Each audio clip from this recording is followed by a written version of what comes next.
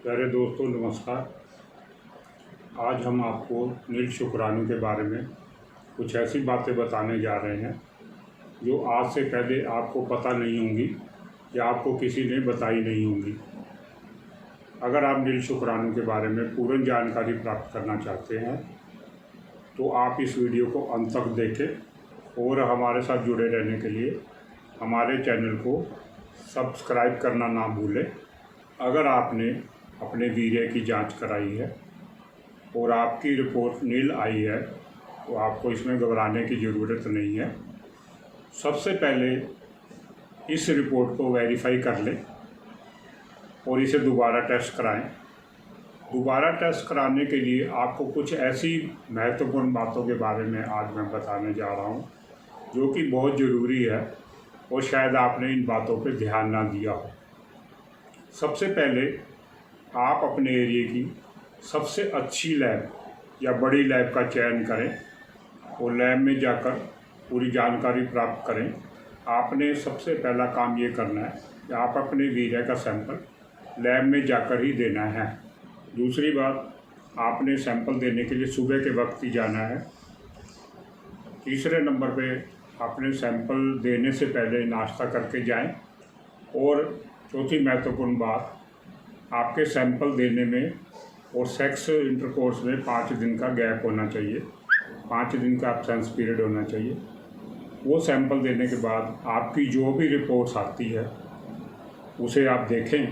अगर आपका शुक्राणु फिर भी नील आया है तो इसमें कुछ और ऐसी बातें होती है जिनको देखना ज़रूरी है। शुक्राणु नील के बाद आप उसमें ये देखें कि आपकी रिपोर्ट में क्या फ्रुक्टोज पॉजिटिव है या नेगेटिव है। इसमें महत्वपूर्ण बात ये देखनी है कि फ्रुक्टोज पॉजिटिव है या डिटेक्टेड है, तो इसका मतलब है कि आपके अंडकोश में शुक्राणु बन रहे हैं। अगर आपकी रिपोर्ट में फ्रुक्टोज नेगेटिव है या नॉन डिटेक्टेड है तो इसका मतलब आपके अंडकोश में शुक्राणु नहीं बन रहे।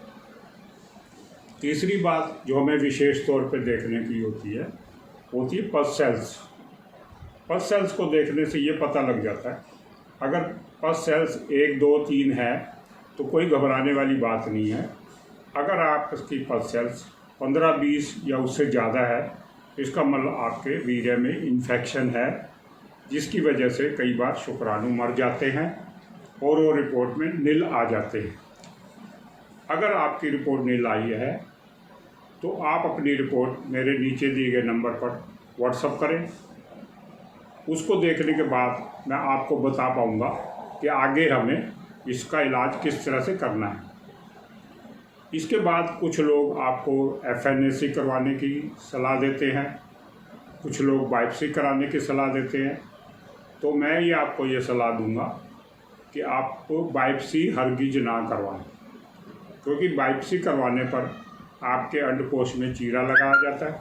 चीरा लगाने के बाद उसमें से एक टुकड़ा काट के निकाला जाता है, जिसको माइक्रोस्कोप में देखकर ये पता लगाते हैं कि क्या आपके अंडकोश में शुक्राणु बन रहे हैं या नहीं बन रहे। इससे आपका अंडकोश डैमेज हो सकता है, आपकी टेस्टी डैमेज हो सकती है। डैमेज होने के बाद कई बार ऐसी दिक्कत हो जाती है, हो सकता है आपको बाद में पछताना पड़े।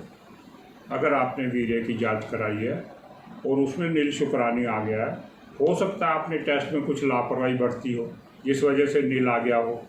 इसके अलावा कई बार अंडकोश में ब्लॉकेज होने के कारण या अन्य बीमारियां हाइड्रोसील वेरिकोसील होने के कारण ही शुक्राणु नील आ जाते हैं।